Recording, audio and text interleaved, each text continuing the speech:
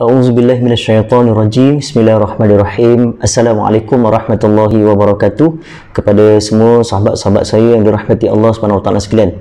Jadi apa khabar semua? Jadi tuan-tuan dan puan-puan dan para sahabat yang dirahmati Allah Taala sekalian. Semoga anda semua berada dalam keadaan yang sihat, dilindungi oleh Allah Subhanahu Wa Taala dan juga diampunkan oleh Allah Subhanahu Wa Taala dosa-dosa dan diangkat darjat yang paling mulia di sisi para nabi dan juga para rasul yang dikasihi oleh Allah SWT sekalian. Jadi tuan-tuan dan puan-puan dirahmati Allah sekalian, hari ini saya akan bagi sedikit petua ataupun bagaimana cara untuk kita meruqyah diri kita sendiri dalam keadaan yang kita kurang berkemampuan ataupun kurang keupayaan untuk berjumpa dengan pakar ruqyah, ataupun kita tak mampu untuk pergi ke hospital ataupun tak mampu untuk pergi ke klinik swasta ataupun kerajaan dan sebagainya lah. Mungkin keadaan kemaslahatan, keadaan ekonomi dan juga kemungkinan mungkin keadaan darurat yang kita sukar untuk keluar daripada rumah. Jadi tuan-tuan, sama-sama saya kongsikan petua ni dan juga cara-cara untuk merawat diri kita dan juga untuk meruqyah diri kita. Jadi untuk itu tonton video ni sampai habis dan insya-Allah kita jumpa lagi. Assalamualaikum warahmatullahi wabarakatuh.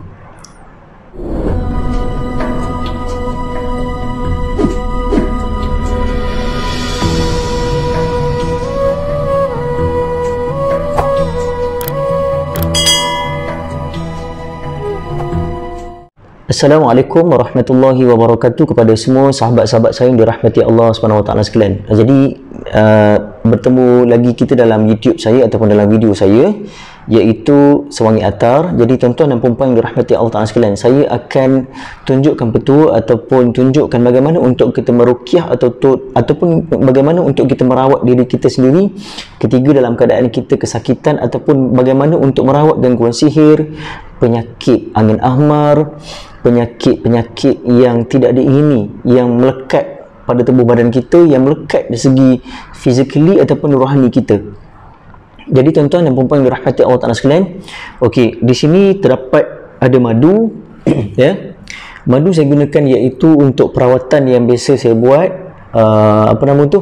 yang biasa saya buat sendirilah kat rumah. Saya jarang pergi klinik ataupun hospital sebab bukan kita bangga diri kita tak pernah sakit. Saya pernah berpenyakit dan saya juga pernah menerima rawatan ruqyah. Tapi nak tunjukkan tuan-tuan di sini bahawasanya kita boleh buat sendiri rawatan ruqyah kita. Yang ini diajar oleh orang kata para ulama dahulu ya, menggunakan iaitu madu. Saya gunakan madu ni iaitu madu Acacia Magnum Honey Borneo daripada Sarawak. Saya gunakan madu Manuka. Madu ni adalah madu original ya, dan juga harganya agak mahal dan kualitinya pun agak pekat lah ya. Okey, ni madu Manuka saya pakai dan juga saya gunakan iaitu 7 biji kurma ajwa yang ni. Okey, 1, 2, 3, 4, 5, 6, 7 biji kurma ajwa yang saya gunakan untuk meruqyah diri saya, ataupun saya nak cerita pada para sahabat yang dirahmati Allah Ta'ala sekalian.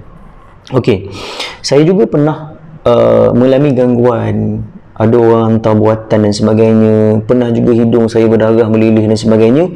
Jadi saya kurang berkemampuan untuk pergi berjumpa dengan pakar ruqyah dan saya buat ruqyah itu sendiri di rumah, sehinggalah orang kata 7 hari berturut-turut dia beransur pulih dan darah sudah tidak keluar lagi ya. Jadi saya nak sharekan kepada para sahabat yang dirahmati Allah sekalian, semoga video ni menjadi manfaat kepada semua dan kita boleh ruqyah diri kita sendiri dan juga kita boleh mencegah diri kita daripada gangguan sihir dan juga pembatal sihir, dan juga kita boleh mengelakkan diri kita daripada disantau oleh orang ya. Jadi saya nak pesan kepada para sahabat dan semua yang dirahmati Allah Ta'ala sekalian yang menonton channel saya ni, YouTube Sewangi Atar. Okey, hendaklah memastikan diri kita dalam keadaan bersih bila mana kita nak buat ruqyah ni ya. Diri kita bersih, kita jaga solat, kita jaga zikir, kita baca Quran dan tidak melakukan sembarang maksiat di hadapan Allah Subhanahu Wa Taala ya, dengan syarat. Okey, dan juga syaratnya seterusnya iaitu kita kena bertaubat kepada Allah Taala ya. Syarat yang pertama tadi, kita hendaklah kita orang kata bersihkan diri kita ya, daripada segala dosa dan noda. Dan yang kedua pula iaitu kita solat sunat taubat, rajin orang kata berpuasa, jangan tinggal solat dan sebagainya, ya. Dan yang ketiga tuan-tuan dan puan-puan yang dirahmati Allah Taala sekalian, ya, sambil-sambil kita meruqyah ni, iaitu hendaklah orang kata kita menggunakan iaitu amalan-amalan sunnah yang dibuat oleh Rasulullah sallallahu alaihi wasallam. Contoh macam madu dan juga kurma. Kita nak gunakan, tapi lebih afdal kita gunakan kurma 7 biji. Tapi hendaklah kita buat di waktu pagi. Dan kerana apa? Jangan makan dahulu nasi ataupun jangan makan dulu roti canai dan sebagainya. Pastikan perut kita kosong dahulu sebelum kita meruqyah diri kita. Ingat, saya nak pesan, sebelum kita meruqyah diri kita, hendaklah kita iaitu kosongkan dulu perut. Sebab apa? Sebab kita nakkan nutrien-nutrien dan juga protein-protein ataupun khasiat daripada jampian madu, jampian daripada ayat Al-Quran tadi meresap masuk dalam badan kita. Lepas tu barulah boleh kita makan, 15 minit lepas tu barulah kita boleh makan. Itu syarat-syarat dia. Okey. Dan saya nak tunjukkan cara-cara dia. Yang pertama sekali tuan-tuan, iaitu ini adalah kurma ajwa yang saya beli ketika saya pergi Mekah. Itu masih lagi elok sebab saya simpan dalam keadaan yang elok lah, ya, tidak ada ulat dan sebagainya lah, ya. 1, 2, 3, 4, 5, 6, 7. Okey. Yang seterusnya pula, madu ni kita tuang madu di atas apa nama tu, kita tuang madu di atas mangkuk ni. Auzubillahi minasyaitonirrajim. Bismillahirrahmanirrahim. Allahumma salli ala sayyidina Muhammad. Pastikan bila mana kalau sekiranya kita nak letakkan madu dalam di atas ni, kita selawat Allahumma salli ala sayyidina Muhammad, Allahumma salli ala sayyidina Muhammad, Allahumma salli ala sayyidina Muhammad. Letak di atas, siram di atas kurma kita yang sebanyak 7 biji tadi. Itu kaedah dia. Gunakan kurma ajwa, jangan gunakan kurma yang lain, sebab kita nakkan fadilat dan keberkatan daripada kurma ajwa tadi. Okey, kita nak letak 2 sudu, 3 sudu pun tak apa. Okey, letak 3 sudu, 3 sudu. Jangan risau sebab manis kurma dengan manis ni, madu ni dia tidak memudaratkan, ya. Dia tidak macam gula-gula yang kita minum, macam gula tebu dan sebagainya, gula daripada makanan lain, ya. Okey, pastikan kita letak 3, ya, 3. Okey, letak sudu di sini, ya. Gunakan sudu plastik, jangan gunakan sudu besi, sebab kita takut khasiat daripada madu tu akan hilang lah. Kita tutup balik madu ni sebab apa? Sebab takut nanti masuk apa ni, habuk dan sebagainya lah.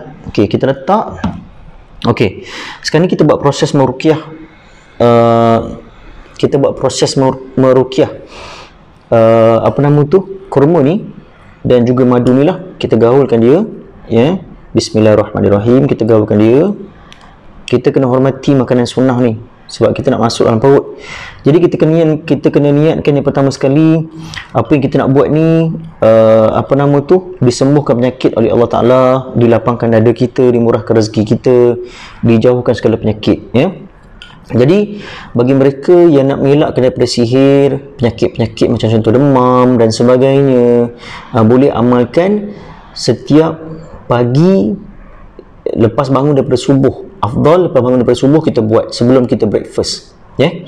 Sebenarnya madu ni dan juga kurma ni dia boleh apa nama tu, menetralkan balik kuman-kuman ataupun menetralkan balik kita punya racun-racun dalam perut ataupun badan kita. Ini khasiat kurma ajwa dan juga madu. Dalam satu hadis Nabi beritahu benda, sekiranya seseorang itu makan kurma ajwa sebanyak 7 biji pagi dan 7 biji malam ataupun 7 biji pagi, maka pada hari itu akan dijauhkan daripada sihir. Tapi kadang mereka yang dah terkena sihir, ya, contoh dia nak buat juga petua ni, walaupun dah terkena sihir, boleh tidak menjadi masalah pun, asalkan dia istiqamah buat, ya, istiqamah buat sehingga sihir tu hilang, ya. Dan juga pada mereka yang sakit taun, sakit apa-apa yang berkaitan dengan penyakit sekarang ni, yang berpunca daripada dosa kita ataupun punca daripada environment dan sebagainya, maka kita boleh amalkan. Contoh anak demam, kita sendiri demam, kita sendiri sakit kaki, gout, kencing manis, darah tinggi, pedik ulu hati, kanser dan sebagainya, kita buat dengan niat supaya Allah sembuhkan penyakit kita. Yang pertama sekali tuan-tuan, lepas kita letakkan kurma tadi, kita letakkan dengan orang kata madu di atas kurma tadi sebanyak 3 kali, 3 sudu, ya, dengan bersawat. Dan saya nak pesan pada anda, yang pertama sekali kita baca suratul Fatihah, ya. Suratul Fatihah ni tuan-tuan banyak khasiat sebenarnya. Dalam satu hadis Nabi, iaitu dalam riwayat Bukhari 5763 dan juga Muslim 2201, yang berbunyi iaitu wa ma adraka annaha ruqyah. Ya, tidakkah kamu ketahui bahawa surah Fatihah bersifat ruqyah? Jadi suratul Fatihah ni bersifat ruqyah sebab pernah suatu ketika dulu, iaitu seorang sahabat Nabi, iaitu Sa'id Al-Khudri. Sa'id Al-Khudri ni seorang sahabat Nabi, dia pernah merawat ketua kabilah yang ketiga, mana kabilah tu berdagang di situ. Yang kabilah tadi, ketua tadi, dia terkena iaitu sengatan serangga ataupun binatang yang berbisa. Lalu digunakan suratul Fatihah tadi untuk menyembuhkan penyakit ketua kabilah tadi, dan digunakan suratul Fatihah jadi sembuh. Ya, baca suratul Fatihah, ikut saya. A'udzu billahi minasy syaithanir rajim. Bismillahirrahmanirrahim. Alhamdulillahi rabbil alamin. Ar-Rahmanir Rahim. Maliki yaumiddin. Iyyaka na'budu wa iyyaka nasta'in. اهدنا الصراط المستقيم صراط الذين أنعمت عليهم غير المغضوب عليهم ولا الضالين آمين. Kemudian tiup suratul Fatihah tadi, tiup pada kita punya madu dan juga kurma tadi. Moga keberkatan tadi melekat di situ. Dan seterusnya pula, iaitu baca ayat surah Al-Isra ayat 82 yang berbunyi a'udzubillahi minasyaitonirrajim. Bismillahirrahmanirrahim.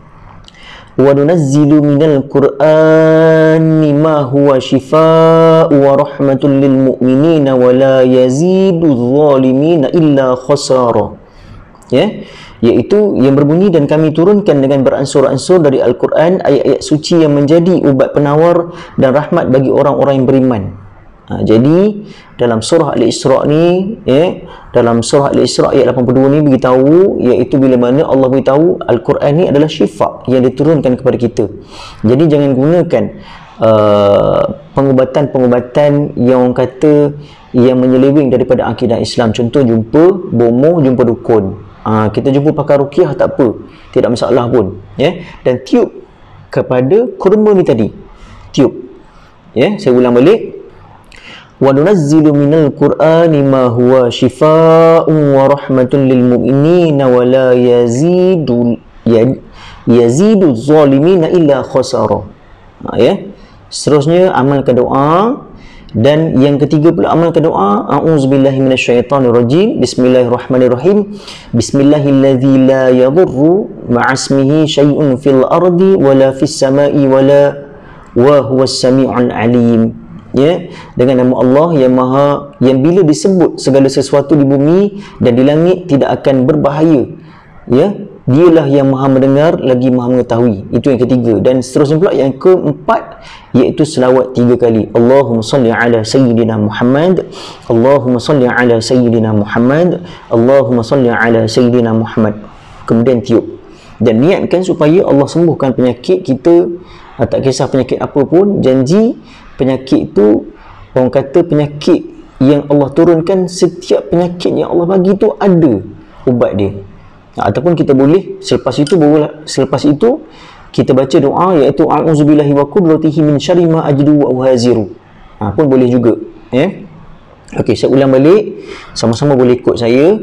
Kita sama-sama ruqyah diri kita sendiri, dan kita ruqyah, orang kata penyakit-penyakit yang ada pada diri kita sendiri. Kita baca a'udzubillahi minasyaitonirrajim, surah Al-Fatihah. A'udzubillahi minasyaitonirrajim. Bismillahirrahmanirrahim. Alhamdulillahi rabbil alamin. Ar-Rahmanirrahim. Maliki yaumiddin. Iyyaka na'budu wa iyyaka nasta'in. Ihdinas siratal mustaqim. Siratal ladzina an'amta 'alaihim ghairil maghdubi 'alaihim waladdallin. Amin. Bismillahirrahmanirrahim. Wa nunazzilu minal Qur'ani ma huwa shifaa'un wa rahmatun lil mu'minina wa la yazidu adh-dhalimina illa khasara. Bismillahilladzi la yadurru ma'asmihi syai'un fil ardi wa la fis sama'i wa huwas sami'ul 'alim. Allahumma salli ala sayyidina Muhammad. Allahumma salli ala sayyidina Muhammad. Allahumma salli ala sayyidina Muhammad. Jadi insya-Allah kita niatkan supaya penyakit kita disembuhkan oleh Allah Taala. Penyakit apa-apa pun dalam dunia ni, tak kisahlah jantung ke, apa-apa ke, kencing manis, darah tinggi, ikhtiar. Sebab siapa? Sebab segala benda yang ada dalam bumi ni adalah hatta tumbuh-tumbuhan sekalipun adalah ubat yang Allah turunkan kepada kita. Setiap penyakit yang turunkan mesti ada ubat. Jadi kita amalkan, ya. Jadi insya-Allah saya nak amalkan. Semoga Allah Taala sembuhkan penyakit saya, dan semoga ada fadilat di sebalik perbuatan yang kita lakukan ni, ya. Auzubillahi minasyaitonirrajim. Bismillahirrahmanirrahim. Saya nak mulakan makan dulu kurma dengan madu ni yang telah saya ruqyahkan. Bismillahirrahmanirrahim. Allahumma salli ala sayyidina Muhammad. Allahumma salli ala sayyidina Muhammad. Allahumma salli ala sayyidina Muhammad. Bismillahirrahmanirrahim.